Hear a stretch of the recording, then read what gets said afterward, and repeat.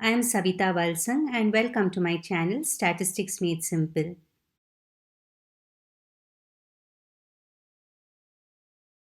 In this video, Arithmetic Mean Part 5, we'll define the weighted arithmetic mean and find solutions to problems based on it. We will also discuss the merits and demerits of the arithmetic mean.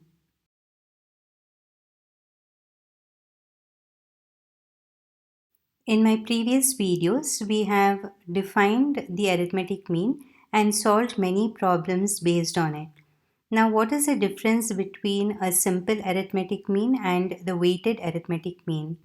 In simple arithmetic mean, all the items under consideration have equal importance. But in reality, it can be seen that different items have varied importance. For example, though rice and sugar are used every day, the quantity of rice used is more than the quantity of sugar. So, in such cases, proper weightage should be given to various items depending on their importance. And hence, we have what is called as a weighted arithmetic mean, whose formula is given by x bar w equal to summation wx divided by summation w, where w's are the weights assigned to the x values.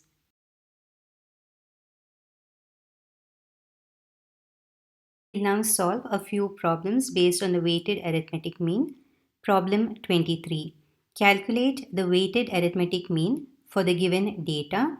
The x values are 1500, 800, 500, 250, 100, and the weights are 10, 20, 70, 100, 150. Now the formula for the weighted arithmetic mean requires summation w, and it also requires summation wx. So under solution, we'll write the formula of the weighted arithmetic mean. Consider x bar w equal to summation wx divided by summation w. Now let's form the third column in the table, which is indicated in the pink color. So wx values are 15,000, 16,000, 35,000, 25,000, and 15,000. Summation w, when we add up all the weights, we get the value as 350, and summation wx is 1,06,000. So substituting these totals in the formula, we get x bar w equal to 1,06,000 by 350, which is equal to 302.86, or x bar w is equal to 302.86.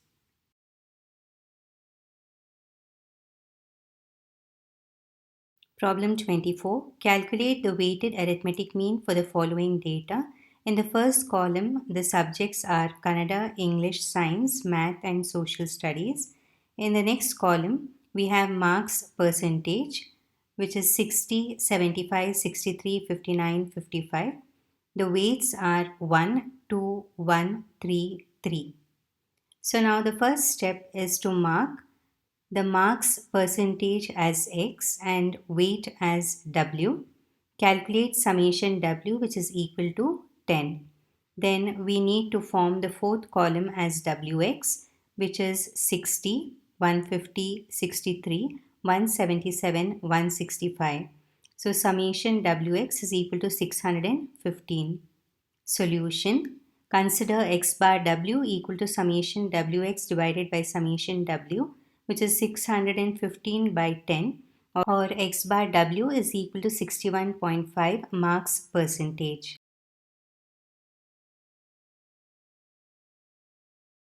Problem 25.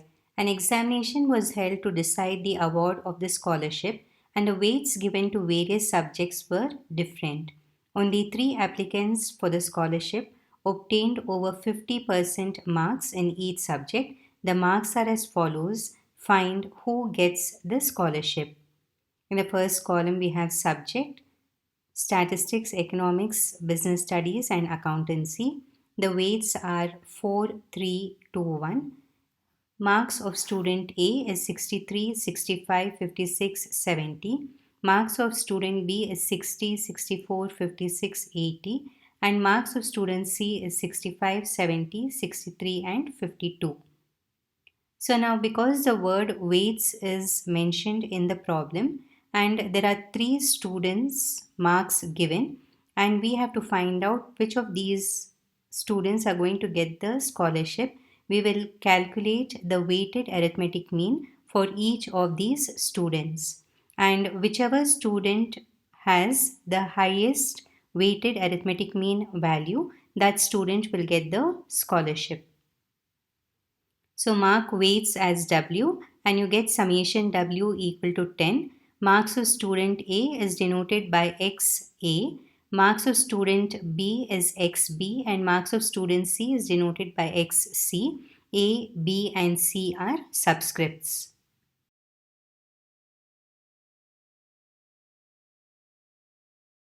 Starting with the solution, let's form a new table with three columns WXA, WXB, WXC, where WXA, WXB, and WXC are obtained by multiplying the weights with the x values of the three students respectively. So WXA values are 252, 195, 116, 70. Summation WXA is equal to 633. Similarly, WXB values are 240, 192, 112, 80 and summation WXB is equal to 624. WXC values are 260, 210, 126, 52 and summation WXC is equal to 648. So consider X bar WA which is equal to summation WXA divided by summation W which is equal to 633 by 10 which is equal to 63.3. Therefore, X bar WA is equal to 63.3. Consider X bar W for student B which is equal to summation WXB divided by summation W which is equal to 624 divided by 10 which is equal to 62.4, or X bar WB is equal to 62.4. Now consider X bar W for student C which is equal to summation WXC divided by summation W which is equal to 648 divided by 10 and we get X bar WC is equal to 64.8. Now that we have calculated all the three weighted arithmetic means, the conclusion is since X bar WC is equal to 64.8 is greater than X bar WA equal to 63.2 which is greater than X bar WB equal to 62.4, student C gets the scholarship.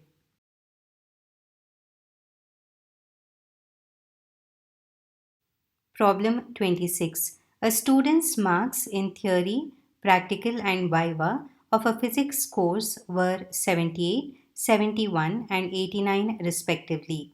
If the weights attached to these marks are 2, 4 and 5, what is the appropriate average mark? So since weights are mentioned in the problem, we have to calculate the average as the weighted arithmetic mean. So we can form a table with the data which is given. The x values are nothing but the marks, 78 that is for theory, 71 for practical and 89 for viva.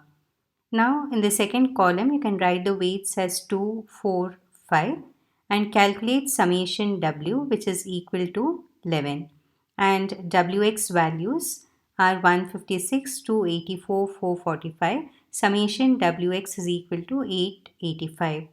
So the solution, consider X bar W is equal to summation Wx divided by summation W which is equal to 885 divided by 11, or X bar W is equal to 80.45 marks.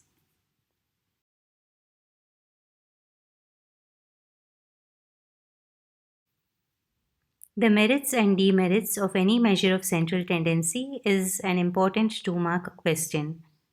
So let us learn some of the merits and demerits of the arithmetic mean.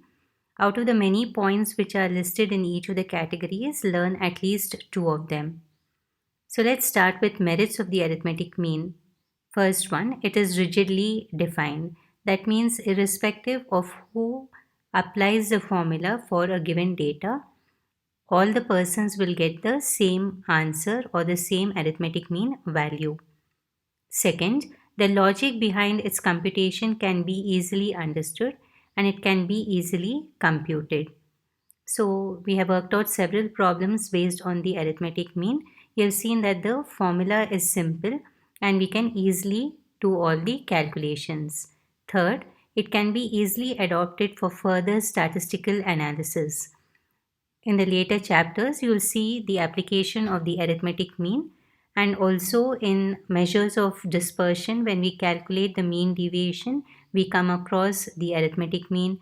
Then similarly in correlation and regression chapters as well, we make use of the arithmetic mean. So it can be easily adopted for further statistical analysis. Fourth, it is based on all the values. Fifth, it is more stable than any other average. That means it is the best stable average as compared to the median, mode, geometric mean, and the harmonic mean. Now let's discuss the demerits of the arithmetic mean. First one, it is highly affected by abnormal extreme values. So among the data, if we have like 2, 3, 4, 5, 6, and if we have a value, say minus 10 along with it, then it is an extreme negative value. Or with the data which I just mentioned, if we have like a very large value, say 2500, then the arithmetic mean is going to get affected by either a very small value or a very large value. Second demerit, since it is based on all the values, even if one value is missing, then it cannot be calculated. Third, sometimes the arithmetic mean may be a value which is not assumed by the variable. Fourth, if the distributions have open-end classes, it cannot be calculated.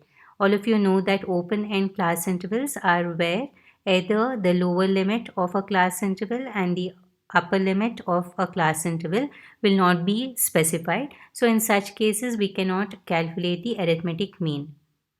Then it cannot be used for qualitative data. So qualitative data is data which cannot be measured numerically, like intelligence, beauty, honesty, discipline. These are all qualitative data. So the arithmetic mean cannot be used when the data is qualitative in nature. Sixth, the mean cannot be obtained graphically. So in one of my videos, I have already mentioned that the arithmetic mean is a mathematical average. It's not a positional average. So the arithmetic mean cannot be obtained graphically.